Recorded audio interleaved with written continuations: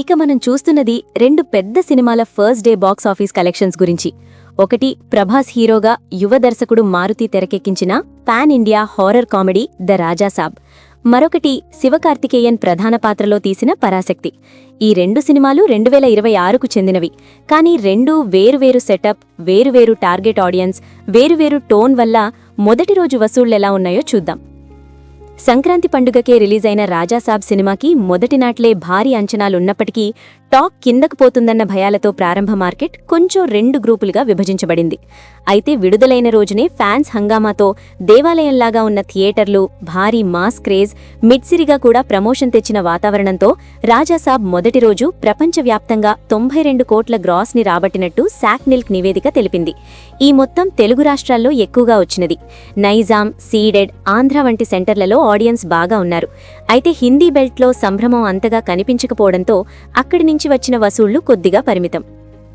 రాజాసాబ్ విడుదలైన తొలినాడు థియేట్రికల్ బిజినెస్లో సుమారు 30% రికవరీ సాధించినట్లు చిత్ర యూనిట్ వెల్లడించింది. అంటే మొదటి రోజునే అందరి అంచనాలకు అంచనా అందించినంత రికవరీ వచ్చింది. పెరిక్యులర్గా సినిమా పాన్ ఇండియా రిలీజ్ కావడం, ప్రభాస్ వంటి స్టార్ పవర్ ఉండడం, హారర్ కామెడీ జానర్ ఉండడం అన్ని వైట్నెస్ కనిపించింది. హైప్ ఉన్నా కూడా నార్త్ ఇండియాలో పెద్దగా ఎఫెక్ట్ అవ్వలేదన్న ట్రేడ్ పదాలు కూడా వచ్చాయి. అదే కారణంగా హిందీలో పెద్ద నంబర్లు రాలేకపోయినప్పటికీ రాష్ట్రాల ఆడియన్స్ మాత్రం బాగా స్పందించారు. ఇక పరాశక్తి గురించి చూస్తే అయితే ఇదొక political social drama. Mass entertainer కాకపోయినా తనకంటూ ఓ ప్రత్యేకమైన కోణాన్ని చూపింది. ఈ సినిమా కూడా 2026 జనవరి వేళలో విడుదలైంది. శాక్నిల్క్ నివేదిక ప్రకారం పరాశక్తి మొదటి రోజు 12.35 కోట్ల నెట్ కలెక్షన్ సాధించింది. ఇది వరల్డ్ వైడ్ గ్రాస్ 5 లక్షల నుంచి కోట్లు దాకా ఉన్నట్టు తొలినాట్లో నమోదైంది. పరాశక్తి మొదటి రోజు కలెక్షన్స్లో చాలా పెద్ద భాగం తమిళనాడులో వచ్చింది. అక్కడి సినిమా టన్నర్, రాజకీయ నేపథ్యం ఉన్న కథ, శివకార్తికేయన్ అభిమానుల పుంజుడు నిరూపించడానికి అది మొదటి రోజు వసూళ్ల సంఖ్యను కొంత ప్రభావితం చేసింది.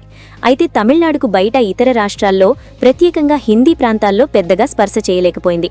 అలాగే ఇదొక సీరియస్ పొలిటికల్ కథ, అంత పెద్ద పాపులర్ కాన్సెప్ట్ కాదన్న భావన కూడా కలగడంతో ఈ సినిమా మొదటి రోజు పెద్ద నంబర్లు సాధించలేదు. ఇక ఒక సినిమా మాస్ ఎంటర్టైనర్ హంగామాగా, మరోది సీరియస్ థీమ్ డ్రామాగా వచ్చినందున మొదటి రోజు వసూళ్లు తేడా స్పష్టంగా కనిపిస్తోంది. రాజాసాబ్ లక్షల్లో, శివకార్తికేయన్ పరాశక్తి కోట్లలోనే మొదటి రోజు పూర్తయింది. రాజాసాబ్ 92 కోట్లు అంటే తెలుగు రాష్ట్రాల్లో, ఓవర్సీస్లో, ఇతర భాషల్లో బాగా విస్తృతమైన మార్కెట్ ఉందన్న ప్రతీక. ఇది మనకి చూపింది pan India heroine, star power ఉన్న చిత్రాలకే భారీ వసూళ్లు. ఇది మాస్ అనేది మాత్రమే కాదు, పలు భాషల ఆడియన్స్ను కూడా కలిపి తీసుకెళ్లే సామర్థ్యం కలిగుంది. కానీ పరాశక్తి విషయంలో మొదటి రోజు 12.35 కోట్లు వసూలు చేసినట్టు శాక్నిల్క్ తెలిపింది. ఇది ఒక స్థిరమైన ఓపెనింగ్ అయినప్పటికీ రాజకీయ థీమ్ ఉన్న సినిమాకి సాధారణ రేంజ్లోనే అనిపిస్తోంది. ఈ చిత్రం హారర్ కామెడీ లాంటి కేటగిరీ కాదన్న బ్రాండ్ ఉన్నది. అందుకే మొదటి రోజు ప్రేక్షకులు కొంచెం వెనక్కి నిలబడ్డట్టు ఫీల్ అవుతోంది. రాజాసాబ్ మొదటి రోజు పెద్దగా హిందీ మార్కెట్లో పెద్ద నంబర్లు రాబట్టలేకపోయినా హిందీ వర్షన్ కూడా కొంత వసూలు చేసింది. భారతదేశంలో మొత్తం కలిపితే హిందీ కూడా కొన్ని కోట్లిస్తుంది. అలాగే ఓవర్సీస్లో కూడా రాజాసాబ్కు మంచి స్పందన వచ్చింది.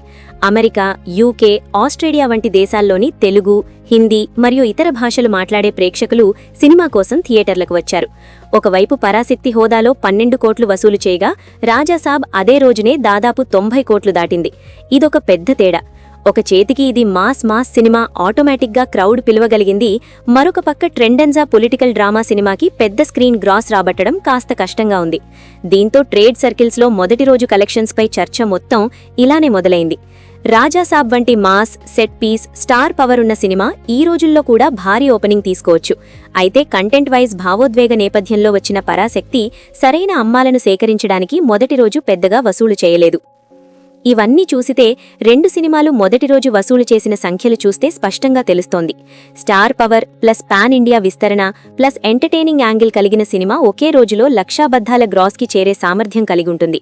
కానీ రాజకీయ, దార్శనిక నేపథ్యంతో వచ్చిన సినిమా ముందస్తు హైప్ ఉన్నా కూడా ఆడియన్స్ను మొదటి రోజునే పెద్దగా ఆకర్షించలేకపోతోంది.